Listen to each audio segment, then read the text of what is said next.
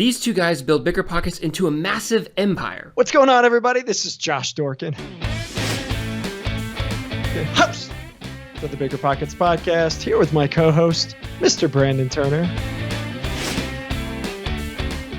You're listening to BiggerPockets Radio, simplifying real estate. But their journey to get here isn't what you think. I was a complete and utter failure. Lost pretty much everything. Straight up, it's not worth it. I was going to shut it down. It wasn't designed to be a business. Burnout is real. It was literally this hobby site on the side to help me stop failing as a real estate investor. BiggerPockets built the greatest collection of real estate investors in the world. So how did it almost shut down forever?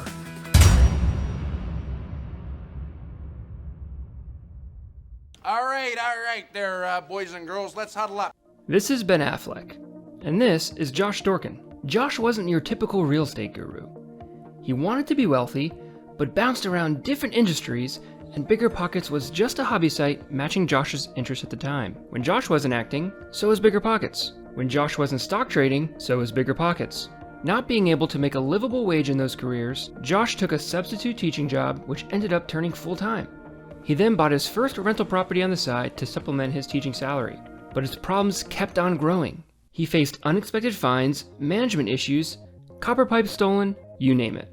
BiggerPockets once again reflected Josh's interests. It wasn't designed to be a business.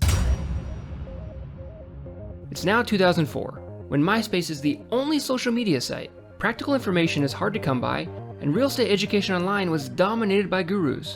There were a bunch of communities for real estate investors to serve as a channel to sell courses and boot camps and trainings and all that stuff.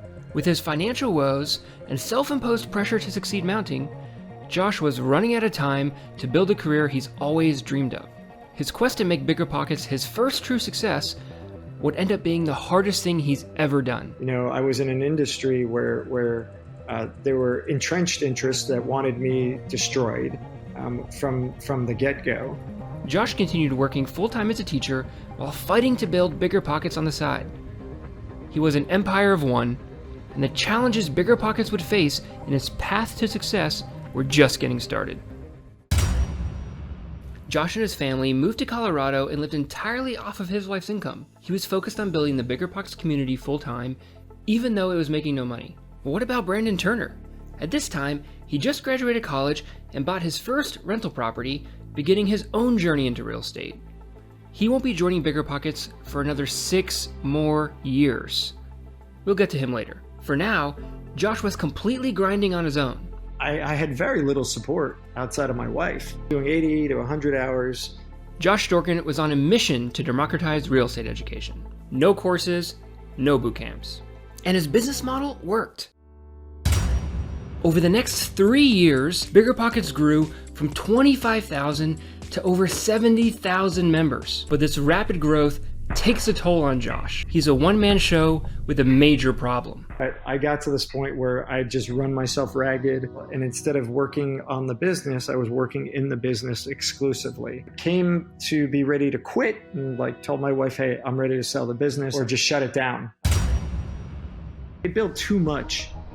Too many features. It wasn't simple enough. I was doing the job of, 17 different people. So I hired a consultant. I could either scale this, get to an exit, or just, sell it and quit and be done and find something else. What Josh decided to do next turned BiggerPockets from almost being shut down to an empire of over 2 million investors. And it's all in the next video.